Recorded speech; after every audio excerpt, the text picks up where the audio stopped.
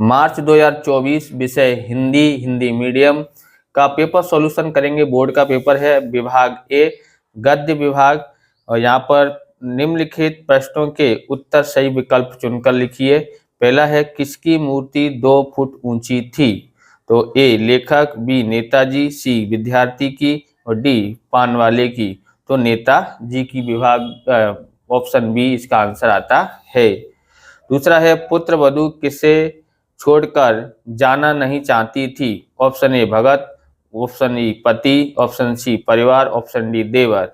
तो भगत को छोड़ना नहीं चाहती थी, ऑप्शन ए इसका आंसर आता है। तीसरा है, यशपाल स्वाधीनता संग्राम की क्रांतिकारी धारा से जुड़ाव के कारण कहाँ गए थे? ऑप्शन ए घर, ऑप्शन बी ससुराल, ऑप्शन सी जेल, ऑप्शन डी गांव। तो ऑप्शन सी इसका आंसर आता है जेल। चौथा है, रामवृक्ष बेनपुरी का जन्म भारत के किस राज्य में हुआ था? Option A Rajasthan, option B UP, option C MP, option D Bihar. इसका आंसर आता है डी बिहार। बराबर। पांचवा है, लेखिका की बड़ी बहन का नाम क्या था? तो option A Sushila, option B Kamala, option C Anita, option D Prabha. तो ऑप्शन ए सुशीला आता है। निम्नलिखित रचनाकारों को उनकी रचना के साथ जोड़िए।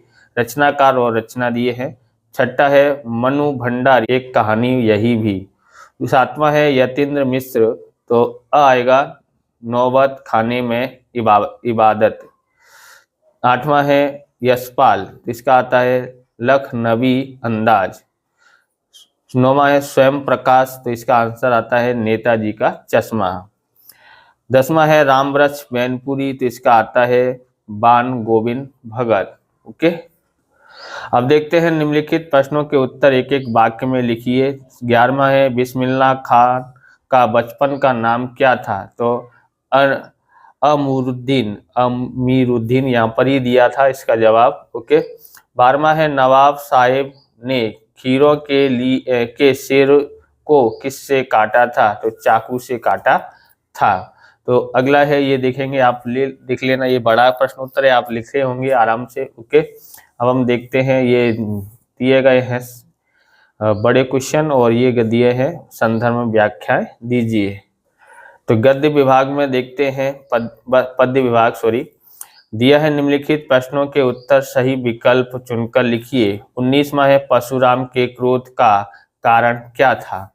तो ऑप्शन ए शिव धनुष टूटना, ऑप्शन बी राम का व्यवहार, सी जनक से मिलना, डी विश्वामित्र से मिलना। तो इसका आंसर आता है ऑप्शन ए शिव धनुष टूटना। तो आपका पेपर कैसा गया है कमेंट में अवश्य बताएं, और कितने नंबर इस विषय में लेके आ सकते हैं तो वो भी हमको कमेंट में अवश्य बताएं। 20वां है, गोपियां राजनीति पढ़ने की बात किसके लिए करती हैं?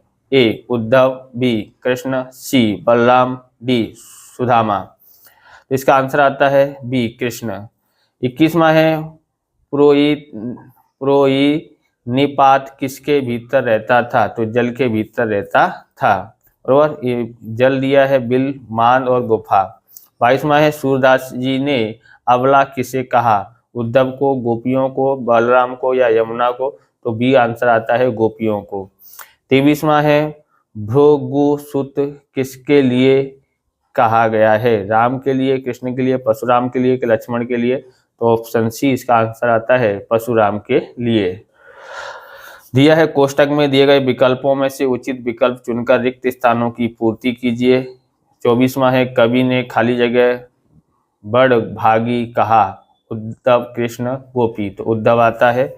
25वां है, का जन्म राजापुर गांव में हुआ था? तुलसीदास, सूरदास या मीरा? तो तुलसीदास का। 26वां है, हे देव हमारे लिए तो सभी धनुष समान है, खाली जगह ने कहा? राम ने, लखन ने, परशुराम ने? तो लखन ने। 27वां है, गुनु गुनाकर कौन अपनी बात कहा जाता है? मधुप, कोयल, कौआ? तो मधुप। 28 है, कभी खाली जगह को गरजने को कहता है? बादल, शेर, चीता? तो बादल को। 29वां है, विश्वामित्र के साथ जनकपुर कौन कौन गए थे? तो राम और लक्ष्मण गए थे। 30वां है, गोपियों ने हारिल की लकड़ी किससे किसको कहा है? कृष्ण को कहा है। तो ये दिया है एक दो वाक्य वाले, 2-3 वाक्यों वाले प्रश्नोत्तर। आप लिख के आए हैं या नहीं लिख के आए, कमेंट बताएं। ये भी 1-2 वाक्य के हैं, यहाँ से है 6-7 वाक्यों में लिखने वाले, और ये दिए है संदर्भ सहित व्याख्या देने के लिए। अब दिया है व्याकरण में, देखते हैं। व्याकरण में हमारे पास है निम्नलिखित शब्दों के पर्यायवाची शब्द लिखिए। 37वां है हवा, हवा को पवन, वायु और भी बहुत सारे नाम हैं, लिख सकते हैं।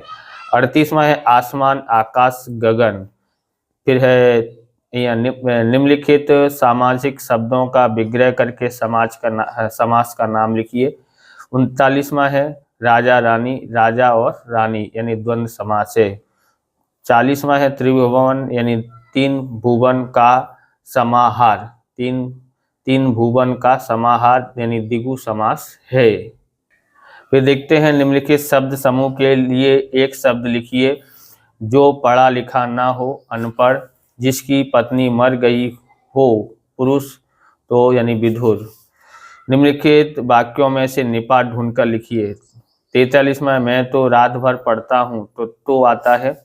44वां रमेश तुम भी पढ़ो यानी निपात है भी। निम्नलिखित वाक्यों में से क्रियापद ढूंढकर लिखिए। 45वां है दिनेश रोता है, क्रियापद यानी रोना। 46वां है परशुराम पर राम ने क्रोध नहीं दिखाया, तो दिखाया क्रियापद है। निम्नलिखित कहावत का अर्थ लिखिए। 47वां है आम गुठलियों के दाम यानी दुगुना लाभ प्राप्त होना। 48वां है यहाँ पर निम्नलिखित मुहावरे का अर्थ लिखकर वाक्य प्रयोग कीजिए। 48वां है आग बबूला होना यानी अत्यंत क्रोधित होना। बेटे की बेवकूफ़ी बात सुनकर बेटे की बेवकूफ़ी बात सुनकर पिता आग बबूला हो गए, बरोबर। 49वां है 9-2-11 होना यानी भाग जाना। पुलिस को देखकर 9-2-11 हो गए। तो आपने विभाग डी में पत्र लिखा है सरस्वती विद्यालय बड़ोदरा में रिक्त हिंदी शिक्षा पद हेतु आवेदन पत्र 3 नंबर का लिखा है कि नहीं लिखा है, कमेंट में करके बताएं। अब यहाँ पर निम्नलिखित गद्यांश को पढ़कर पूछे गए प्रश्नों के उत्तर लिखिए।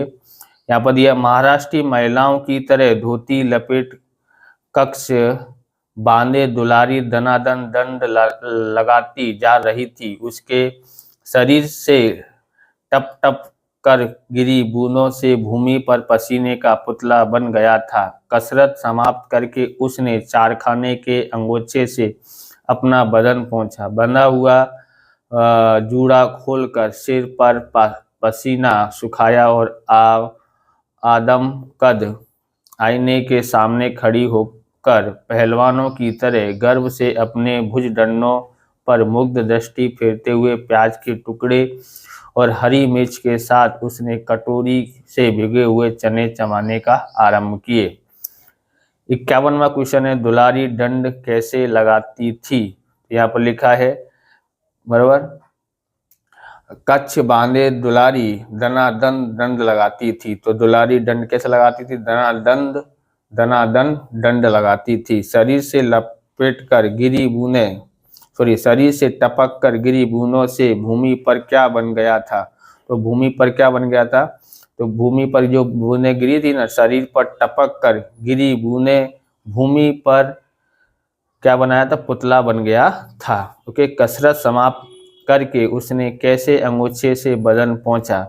तो यहाँ पर लिखा है कसरत समाप्त करके उसने चारखाने के अंगोछे से अपना बदन पहुंचा।